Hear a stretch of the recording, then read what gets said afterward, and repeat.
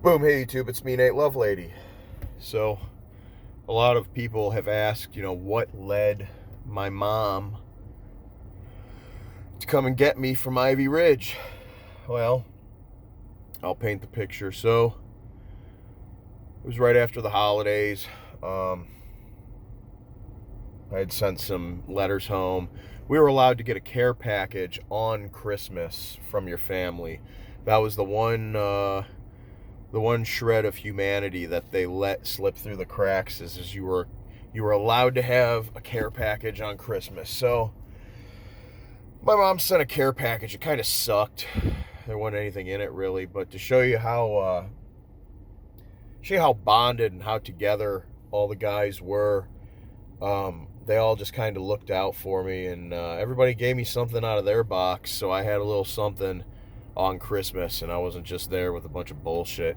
Which I think she sent me like some books and stuff like that, whatever. So it was right after the holidays, and I think my mom kind of started researching as to what she needed to do on her end in order to work the program. So is irresponsible, and I'm sorry, Mom, if you see this, as dumb as my mom could be back then, because in actuality she was young. She was a young single parent in her early, she was like 31, I think, or 32 when she sent me away. She was basically an irresponsible partying kid herself at that point. And basically she didn't have her shit together yet in life. She wasn't exactly the right person to be raising an adolescent teen boy on her own or be making important decisions. So, despite all that, she started to look into the seminars, and my mom's she's not that dumb. She knows what a cult looks like, and she knows that the things that they were telling her weren't right. It wasn't her. It's not who she was. She wasn't going to admit to being a piece of shit. Because even if she was a piece of shit, my mom had too much pride to ever admit any type of fault to anything. So she started to kind of cue in on things. And what really kind of got the wheels turning, and this is what led her to looking into things, is my Uncle Joe was visiting Michigan from Tennessee, and my entire family was together for Christmas. And my Uncle Joe says to my mom, well, we should expect to hear from Nate, right? We should expect to get a phone call from Nate. It's Christmas. And my mom says, well, that's not how the program works. He's working a program, and they're not allowed any communication with family, friends, or basically the outside world, including myself, unless it's through letter. My Uncle Joe looks at her and he goes, he goes, Gina, even murderers on death row get to call their families on Christmas. Think about that. Murderers on death row get to call their family on Christmas, and we're fucking kids, bro. So something clicked in her head, something. And she started doing her research. And even at that point, there was still a movement of parents coming out trying to expose the wrongdoing that was happening during the program. There were parents that were going to these seminars and realizing how wrong they were, and that this was essentially a fucking cult. And they were pulling their kids out of the program because of it. And through the grace of God and my dumbass Uncle Joe, my mom got wise to what was going on. And she said, you know what, I'm going to call there. And I'm going to find out. So she calls and she says, I want to talk to my son. At this point, it was about 11 hours away. She says, I want to talk to my son. I need to speak with him. This is my kid. And they refused to let her speak to her own child. They said that I had no points. I was as low as the low level could get, and there were no privileges, including the highest of privileges, getting to talk to your parent. My mom said, well, why? What happened? Why is that? They said I had been caught masturbating. I had been caught jerking off. Now, as an adult, I wouldn't really care to admit that I was jerking off, but I can tell you, I was never caught masturbating. I was never caught jerking off, and I can't remember really any certain point where you ever really had the desire to do that within those walls, and you never had the privacy to do that sort of thing. You were never going to be able to do that. So, and all the medications and drugs they were forcing down my throat kind of, I feel like, had me sterile anyways, man. Like, there was no drive for anything like that, and I really, whatever. It never happened. But they needed to throw anything they could out there to fan the flames of keeping you there. And I think they thought they were going to tell her that, and she was going to go, oh, dear me, oh my God. Okay, good. But my mom, a logical thinker, she had said to herself, a 16-year-old boy masturbating is about as normal as the wind blowing. At that point in your life, it happens. Teenagers do it. And she said to herself, if he's in trouble for that on such a severe level, what kind of privacy do they have? That's just weird. My mom said to herself, that's just weird.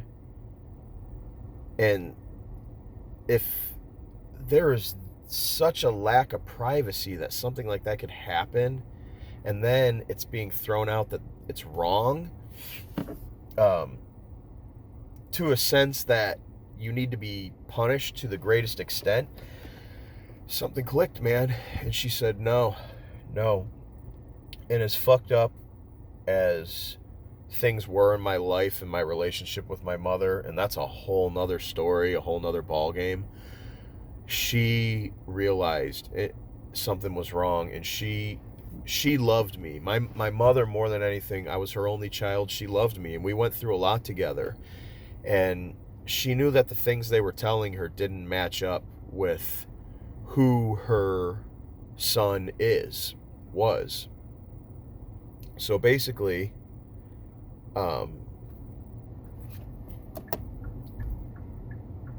she realized, sorry, I'm at work. I do parking enforcement. Okay, we're good. So she said, that's not my son, the things they're telling me. This doesn't line up with who he is. And if this is how he's acting, something's seriously wrong.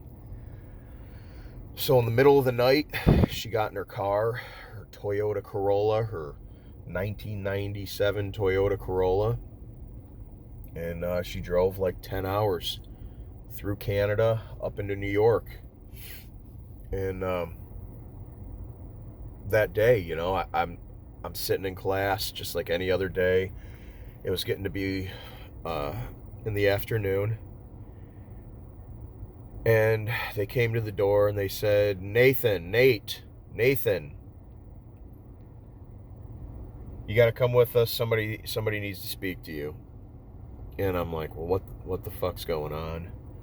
Who needs to speak with me? One of the, I use the term counselor loosely, but one of the counselors that are going to say fuck HIPAA laws and divulge any information you give them to everybody else to be used against you. That's what I thought was happening. I was going to see the counselor.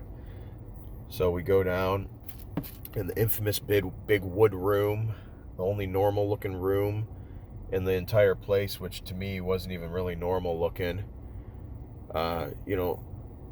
There sat my mom. The door's open, and there she was, man. My mom was sitting right there, and I thought that this is it. What do I do? I collapsed. I bawled my eyes out. I begged her, take me home. What did I do to deserve this? Please take me home. And she cut me off, and she said, we're going home. We're getting out of here. We're going home. And she started crying. And we got up, and I think they had some upper levels go up to my dorm and clean out my cubby area, which is like some reading material, shit like that, because they didn't want me, of course, going back into the facility.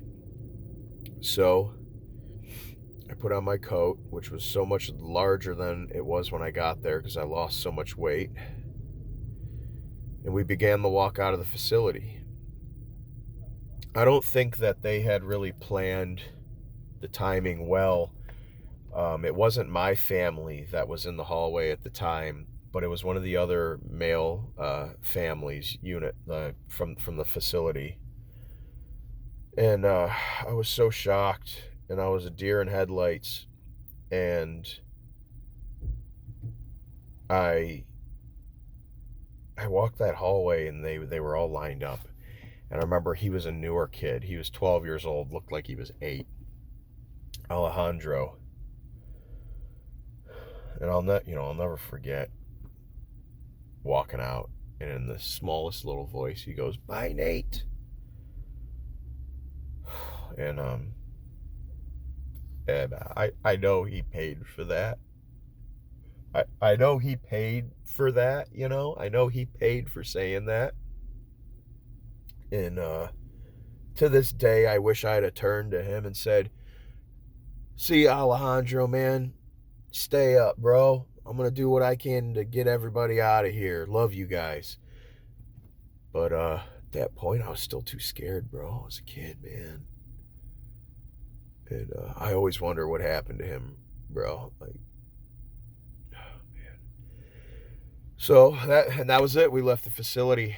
And we began the journey, and we went to the New York State Police the next day. And I was one of the first whistleblowers on what happened, and just nobody listened. So I'm going to do another video, Life After Ivy Ridge, if anybody's interested. Thanks for watching, guys. Thank you for all the love. It's very much appreciated, and please help spread the awareness, because these places are still out there to this day, and kids are still suffering. There needs to be regulation from a state and federal level put in place, and people monitoring these facilities to make sure the proper care is being given. Thank you, guys. Much love. Over and out.